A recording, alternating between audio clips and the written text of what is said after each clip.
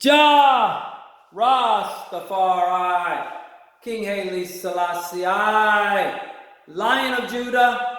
Today we're here to share with you guys a speech that was placed upon the hearts and minds of the people there within the United Nations, October of 1936, by His Imperial Majesty Emperor Selassie I, Lion of Judah. And as you may be aware, or you want to go and do your research, you'll go and see that Mussolini, the Italian dictator, if you want to look at it at that term, sent his troops there to invade Ethiopia, and he was using all manners of within war, the tactics used within war to fight against the soldiers there. And it was a situation that was spiraling out of control, and the support that was needed did come as people from Chicago, Akron, Ohio, New York took up the support that was needed and went to Ethiopia to fight alongside of the troops there. So we don't want to forget any of those people. Peace and blessings be upon them.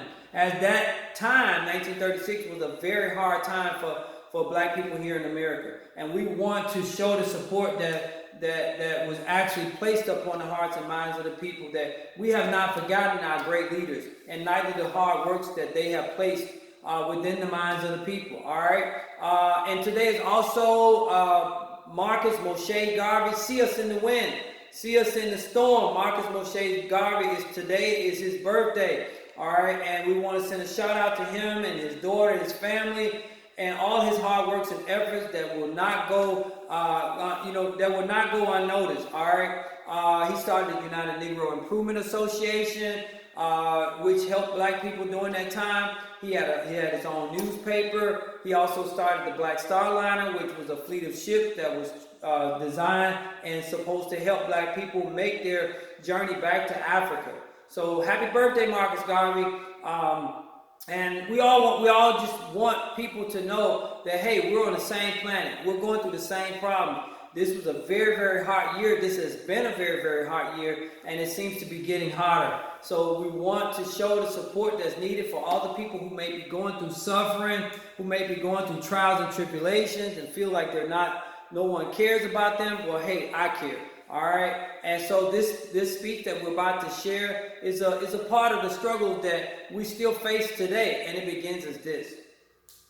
Today, I stand before the World Organization, which has succeeded the mantle discarded by its discredited predecessors. In the body is enshrined the principle of collective security, which I unsuccessfully invoked at Geneva. Here in this assembly reposes the best, perhaps the least, hope for the peaceful survival of mankind. In 1936, I declared that it was not the covenant of the League that was at stake, but international morality. Undertaking, I said then, are of little worth if the will to keep them is lacking.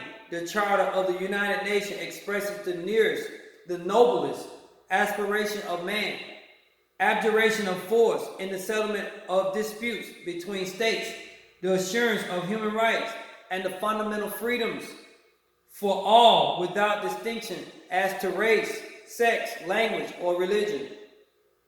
The safeguarding of international peace and security. But these two as were the phrases of the covenant, are only words. Their value depending wholly on our will to observe and honor them and give them content and meaning.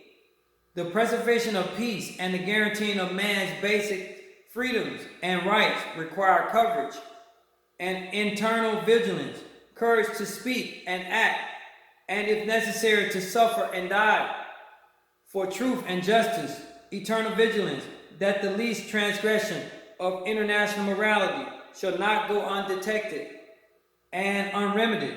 These lessons must be learned from other than its own bitter experience. Jah Rastafari.